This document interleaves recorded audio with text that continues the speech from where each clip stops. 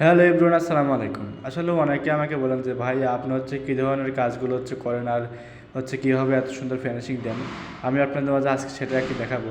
এই যে দেখতেছেন পার্লার বেডগুলো, এই বেডগুলো আমরা মেশিন দিয়ে খুব রিস্ক হয় কাটার জন্য আমরা একটা ফর্মা বানায় নিই।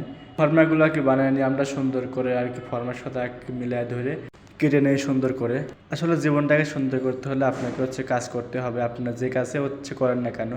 কারণ জীবনে জন্মেছে গরিব হয়ে, কিন্তু গরিব হয়ে মরে গেলে সেটা আপনার ব্যর্থতা এখনকার যুগের। যে কারণ সবাই সফল মানুষকে খুঁজবে, কেউ মানুষ সফল হওয়ার আগ পর্যন্ত কেউ পাশে থাকবে না। যখন আপনি সফল হবেন আর তখন সবাই আপনার সঙ্গ দিবে, সবাই আপনার সাথে থাকবে। আর আলহামদুলিল্লাহ, আল্লাহ আমাকে যতটুকু দিয়েছে আমি এতটুকুই আলহামদুলিল্লাহ হাজার হাজার শুকরিয়া করি।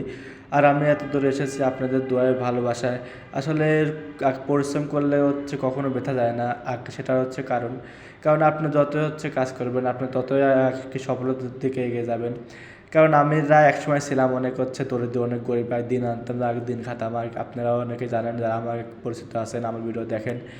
সো আমরা, আর যারা আমার ভিডিও দেখেন অবশ্যই আমাকে লাইক করবেন, শেয়ার করে ফলো দিয়ে পাশে থাকবেন। আর এখনকার যুগে যদি আপনি বেকার থাকেন তাহলে আপনাকে কেউ পছন্দ করবে না, আপনার পাশে কেউ থাকবে না, এমনকি পরিবারও আপনার পাশে থাকবে না।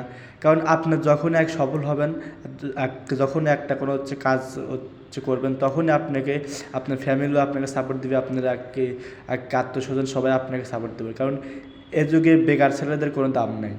আপনি লেখাপড়া করেন ঠিক আছে, কিন্তু লেখাপড়ার পাশাপাশি একটা কাজ করেন, তাহলে আপনি দেখবেন যে আপনাদের মূল্যটা অনেক আগে বেড়ে গেছে। কারণ এখানকার যুগে আপনি বেকার থাকবেন, আপনার প্রিয় মানুষটা আপনাকে ছেড়ে চলে যাবে। আর সবশেষে একটা কথাই বলবো, আপনারা যে কাজে করেন না কেন, সেই কাজের পাশাপাশি আপনি নতুন একটা কিছু করার চেষ্টা করেন, তাহলে আপনার একদিন সফলতা আসবে। আর সফলতার দুয়ারে হুট করেই আসে না, অবশ্যই কঠোরভাবে পরিশ্রম করতে হয়। আপনি যত পরিশ্রম করবেন আপনার তত সফলতা বাড়বে। তো সবাই আমাদের জন্য দোয়া করবেন, সবার জন্য দোয়া করবেন। আজ এ পর্যন্তই, দেখা হবে নেক্সট কোনো ভিডিওতে।